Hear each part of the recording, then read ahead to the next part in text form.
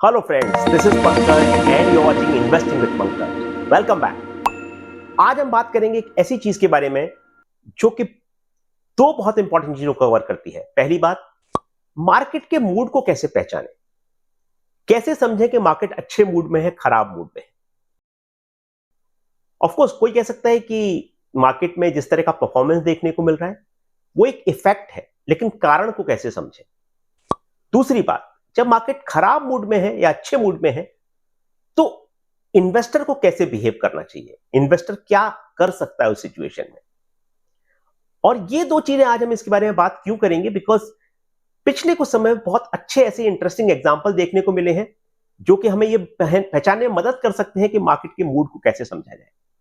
तो आइए शुरुआत करते हैं इस बारे में। ये आप स्लाइड जो देख रहे हैं, मार्केट का मूड खराब है and what it means for you, captures the theme very very beautifully. अगर आप देखें कि पिछले कुछ समय में जो मार्केट ने जिस तरह की पलटी खाई है, जिस तरह का सेंटिमेंट चेंज हुआ है सितंबर 2024 के बाद से, सितंबर 2024 में लगभग एंड में मार्केट ने पीक किया और उसके बाद मार्केट ने बहुत तेजी से गिरावट देखी है। कोई कह सकता है कि भाई एफआई सेल कर रहे हैं, नंबर्स खराब आ रहे हैं, वो सब चीजें ठीक है, लेकिन इन सब चीजों को एक बहुत इंपॉर्टेंट तरीके से समझना जरूरी है कि क्या इफेक्ट और क्या कॉज है। एफआईआई की सेलिंग जो है वो एक इफेक्ट है। कॉज क्या है समझिए, ईपीएस है, ईपीएस में गिरावट, जीडीपी ग्रोथ कम होना। उस विषय में खैर कभी और बात करेंगे, लेकिन एक बहुत इंपॉर्टेंट चीज आपको समझना जरूरी है कि मार्केट हमेशा ऑल्टरनेट होते रहते हैं गुड और बैड मूड के बीच में। जैसे पेंडुलम, जो पेंडुलम की घड़ी अगर किसी ने देखी हो, या पेंडुलम जनरली कॉन्सेप्ट सिंपल है कि राइट लेफ्ट इस तरह से स्विंग करता है और एक्सट्रीम में जाता है और फिर वापस आता है और दूसरे एक्सट्रीम में जाता है। तो अगर एक एक्सट्रीम को गुड समझें, दूसरे को बैड समझें, तो गुड और बैड मूड के बीच में ऑल्टरनेट करता रहता है, घूमता रहता है उनके बीच में। अब एक चीज जो समझने वाली ये है कि क्या कारण है, ऐसा क्यों होता है, और दूसरा कारण है इसको समझें कैसे, इसको पहचानें कैसे। देखिए, जब कभी भी बुल मार्केट होता है, मार्केट अच्छे मूड में होता है, तो जो बैड न्यूज होती है उसको कंप्लीटली इग्नोर कर देता है, और जब कभी खराब मूड में होता है तो गुड न्यूज को कंप्लीटली इग्नोर कर देता है। कोई भी अच्छी खबर हो उसको मार्केट ध्यान ही नहीं देगा जब खराब मूड में है तो, और कोई भी खराब खबर हो उसको भी इग्नोर कर देगा जब अच्छी मूड में है तो। आपने देखा होगा अक्सर, जब आप छोटे थे, पेरेंट्स के सामने कभी कभी आपकी बहुत बड़ी गलती भी माँ बाप हंस के टाल देते हैं, अरे यार ठीक है, हो गया होगा, because they are in a good mood. But कभी कभी आपकी छोटी गलती पे आपको बहुत बड़ी सजा मिल जाती है। क्यों होता है ऐसा? बिकॉज उस टाइम हो सकता है उनका मम्मी का मूड खराब है या पापा का मूड खराब है। तो ये मार्केट के साथ भी है। अच्छी खबर आई, कंप्लीटली इग्नोर कर दी, खराब मूड में है मार्केट। खराब खबर आई, इग्नोर कर दी, मार्केट अच्छे मूड में है। और इसी से बबल्स बनते हैं और बबल्स बस्ट होते हैं, और इसी से इन्वेस्टमेंट अपॉर्चुनिटीज क्रिएट होती हैं। अब मार्केट बैड मूड में है, क्यों बैड मूड है भाई? मार्केट में बैड मूड होने का एक सबसे बड़ा उदाहरण, सबसे बड़ा एग्जाम्पल, खराब न्यूज का जो हम गुड मार्केट में देखते हैं, वो बैड न्यूज का अगर हम देखें, खराब मार्केट अच्छे मार्केट में जो दिखता है वो आज गुड न्यूज का दिख रहा है खराब मूड वाले मार्केट में। अच्छी न्यूज क्या आई? इनकम टैक्स के ऊपर अच्छी खबर आई बजट में। दूसरी अच्छी खबर क्या आई? इंटरेस्ट रेट के ऊपर खबर आई अच्छी कि आरबीआई ने इंटरेस्ट रेट कम किए। और ये दोनों जो चीजें थी वो बहुत बड़े इवेंट थे, बहुत बड़े इवेंट थे काफी कारणों से। कंजम्पशन को बूस्ट मिलेगा, लोगों के हाथ में ज्यादा पैसे आएंगे, लोन सस्ते होंगे, कैपेक्स को बढ़ावा मिलेगा, रिटेल लोन्स के लिए भी थोड़ी मदद मिलेगी। वो सब चीजें अपनी जगह पे ठीक है, लेकिन मार्केट ने इन चीजों को कंप्लीटली इग्नोर कर दिया। और ये एक साइन था, ये आपकी इशारा था, एक पहचान थी कि भाई मार्केट खराब मूड में है। अगर आप देखें कि इस चीज को और थोड़ा ध्यान से समझते हैं कि जो बजट में जो टैक्स कट हुआ है उसका एक सिंपल जो नंबर्स थ्रो किए जा रहे हैं, सिंपल जो नंबर समझे जा रहे हैं कि लगभग 1 लाख करोड़ का एक्स्ट्रा इनकम मिडिल क्लास के पास पहुंच रहा है, लोगों के पास पहुंच रहा है। वो जो उस टैक्स ब्रैकेट में जो लोग हैं, जो 12 लाख की बात की जा रही है कि जिनका 12 लाख से इनकम कम है उनको कोई टैक्स नहीं देना, वो टैक्स ब्रैकेट एक बहुत बड़ा ब्रैकेट है, बहुत सारे लोग हैं उसमें। काफी सारे लोगों को फायदा होगा, करोड़ों लोगों को फायदा होगा, लगभग 1 लाख करोड़ का एक्स्ट्रा फायदा हो रहा है। अब 1 लाख करोड़ का जो एक्स्ट्रा फायदा हो रहा है वो बहुत बड़ा नंबर है, वो काफी तरीके से इकोनॉमिक इंपैक्ट को बढ़ावा दे सकता है।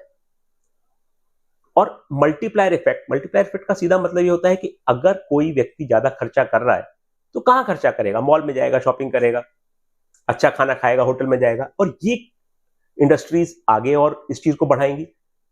मॉल की शॉप अगर कोई है या कोई होटल है जो कि अच्छा कारोबार कर रहा है, तो हमने, आपको याद होगा जिन लोगों ने हमारा वीडियो देखा है ट्रैवल के बारे में, टूरिज्म के बारे में, कैसे मल्टीप्लायर इफेक्ट आता है कि लोग ज्यादा स्पेंड कर रहे हैं, लोग ज्यादा ट्रैवल कर रहे हैं, तो वो इफेक्ट दिखता है।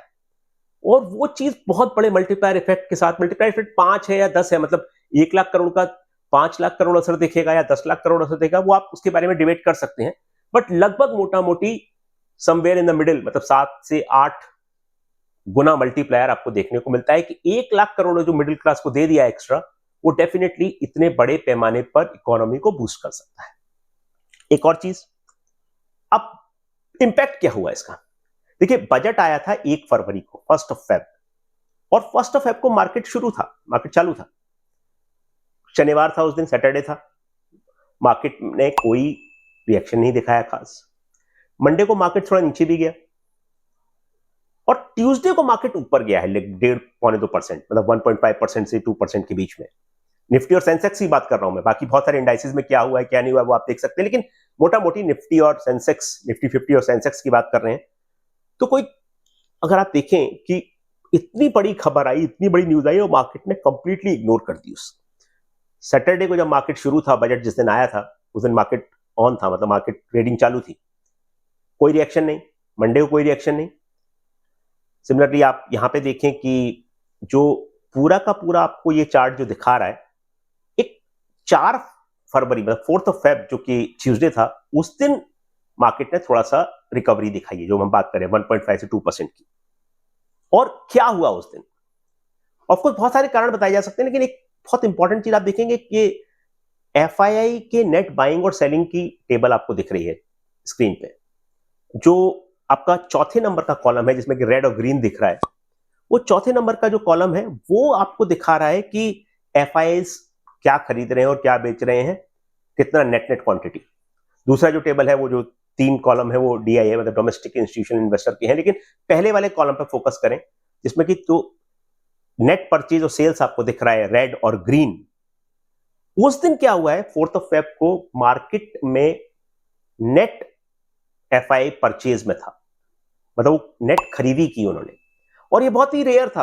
अगर 2025 की बात करें, लगभग 1.5 महीना होने को आ रहा है, इस 1.5 महीने में ये जो चीज हुई है कि भाई जनवरी और फरवरी मिला के लगभग 30 के आसपास ट्रेडिंग सेशन, उन ट्रेडिंग सेशन में 1 या 2 दिन ही ऐसा हुआ है। जनवरी में 1 या 2 दिन हुए हैं और 1 ये दिन हुआ है। मतलब क्या है इसका? मतलब ये है कि उस दिन एफआईआईज ने नेट खरीदारी की, और कुछ कारण भी थे। ट्रंप ने कुछ ऐसे अनाउंसमेंट दिए जो कि थोड़ा सा पॉजिटिव थे, और वो सब थे। तो ये सब चीजों ने मार्केट, एक डेफिनेटली ग्लोबल फैक्टर्स और उन सब की वजह से पॉजिटिव रिएक्शन आया 4 फेब को, ट्यूसडे के दिन। बट अदरवाइज बजट को कंप्लीटली इग्नोर किया गया। दूसरी चीज, बजट में जो टैक्स कट्स हुए थे उसका जो कारण हमने जैसा कहा कि 1 फेब को जब मार्केट ऑन था, ट्रेडिंग चालू थी, और 3 को जब मंडे था तब भी कोई रिएक्शन नहीं आया। और ये जो एक्सप्लेनेशन अभी हम दे रहे हैं कि भाई 4 को क्या हुआ था, ऑफ कोर्स आप ये कह सकते हैं कि भाई 4 को जो कुछ हुआ है वो भी एक इंपॉर्टेंट चीज हो सकता है, शायद बजट की वजह से हुआ, डेफिनेटली हो सकता है। लेकिन कहने का मतलब यह है कि उस दिन और बहुत सारे कारण भी थे। मार्केट में न्यूज को फैक्टर इन होने में बहुत वक्त नहीं लगता है। बजट के इंपैक्ट को अगर फैक्टर इन नहीं किया गया इन्वेस्टर के द्वारा 1 को, जिस दिन बजट आया, और 3 को मंडे, जो कमिंग मंडे आया, क्योंकि आप कह सकते हैं कि भाई एफआईएस तो काम ही नहीं करते वीकेंड पे, कह सकते हैं आप, लेकिन तो मंडे को भी कोई इंपैक्ट नहीं आया। फिर आप देख रहे हैं कि इंपैक्ट जो आया वो थोड़ा सा बहुत सारे कारणों की वजह है, तो बजट को उसको एट्रीब्यूट नहीं कर सकते, इतना सिंपल है। फिर आरबीआई का रेट कट। आरबीआई ने जो रेट कट किया वो 5 साल में पहली बार रेट कट किया है। कोविड के बाद से पहली बार, लगभग 4-5 साल में पहली बार एक रेट कट हुआ। बहुत बड़ा इवेंट था। 25 बिप्स, मतलब इंटरेस्ट रेट को 6.25% पे लेके आया आरबीआई, और ये बहुत बड़ा इवेंट था क्योंकि काफी सारी चीजों में ये मदद करता है। लेकिन इसका कोई असर देखने को नहीं मिला, क्योंकि अभी चार्ट आप जो देखेंगे, ये 6 फेब का चार्ट है। 6 फेब मतलब जिस दिन ये अनाउंसमेंट आया, मार्केट ने कोई रिएक्शन नहीं दिया। So market is not really factoring in any positive news. कोई रिएक्शन नहीं आया मार्केट का उस दिन। अगर आप देखें कि लगभग 0.5 to 0.6% का डिक्लाइन हुआ था मार्केट में, 150 पॉइंट्स, 150 पॉइंट्स के आसपास निफ्टी में, और लगभग 500 पॉइंट्स के आसपास, 542 प्रिसाइज इन सेंसेक्स। कोई भी रिएक्शन नहीं आया, मतलब नेगेटिव रिएक्शन।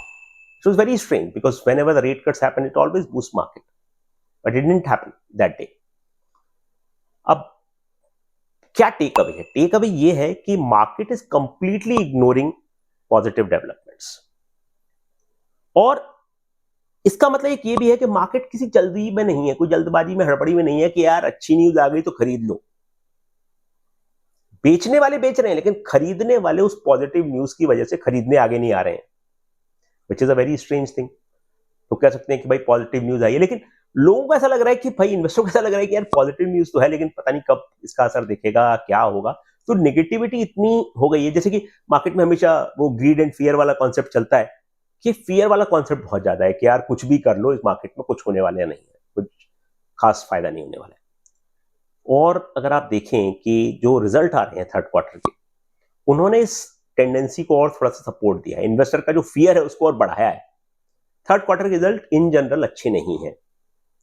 हमने एक पिछले वाली वीडियो में बात भी की थी कि थर्ड क्वार्टर रिजल्ट्स में किस तरह से कुछ आइसोलेटेड पॉकेट्स में, एक एग्जांपल डिस्कस किया था आपके साथ एयरटेल का, और दूसरा एग्जांपल हीरो मोटोकॉर्प का। तो ये कुछ आइसोलेटेड पॉकेट्स हैं, जैसे अभी हाल ही में रिजल्ट आया अशोक लेलैंड का, वो भी ठीक ठीक था। तो कुछ एक आइसोलेटेड पॉकेट्स हैं जहां पे कि मार्केट ठीक ठीक कर रहा है, लेकिन otherwise generally third quarter has not been great.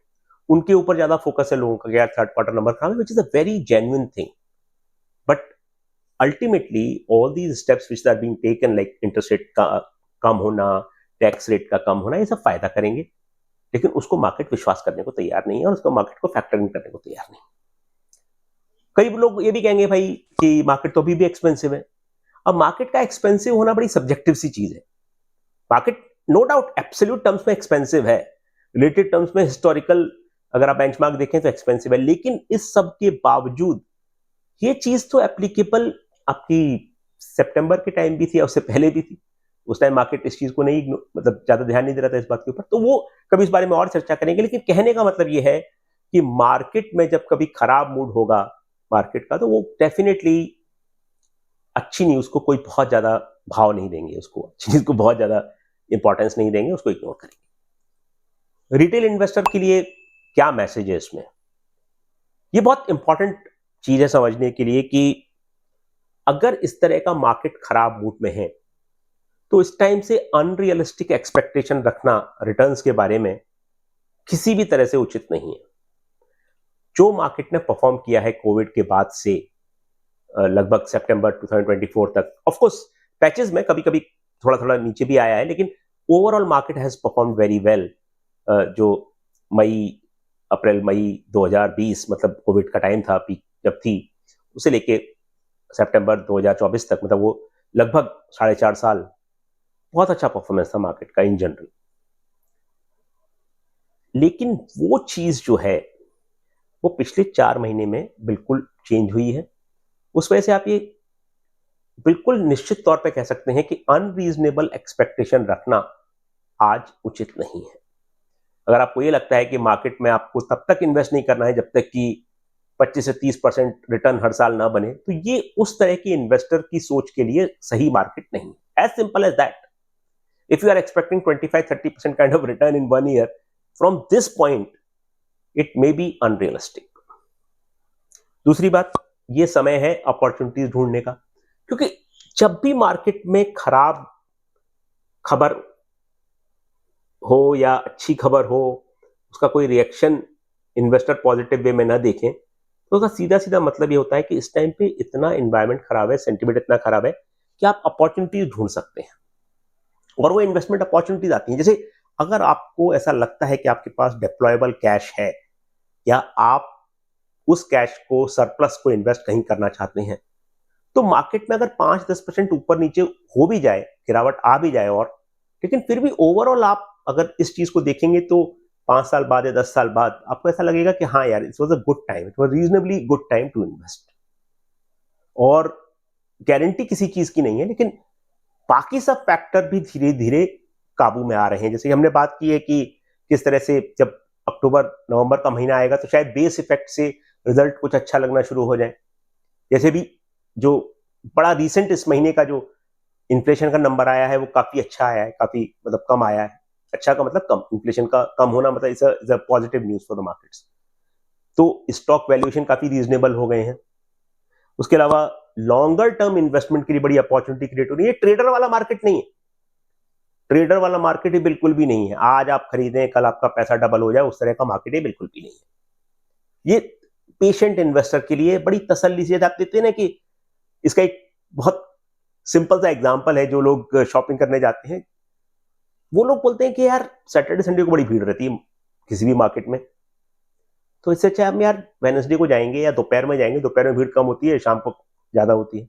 ये वो है, दोपहर का समय है, वेडनेसडे ट्यूसडे या वीकडेज है, सब दुकानदार खाली बैठे हुए हैं, आपके पास बहुत अपॉर्चुनिटी है, बहुत समय है कि आप जाके आराम से तसल्ली से देखें और तब इन्वेस्ट करें। भीड़ भाड़ नहीं है बिल्कुल भी मार्केट में इस समय, इन्वेस्टर के लिए बहुत अच्छा समय होता है।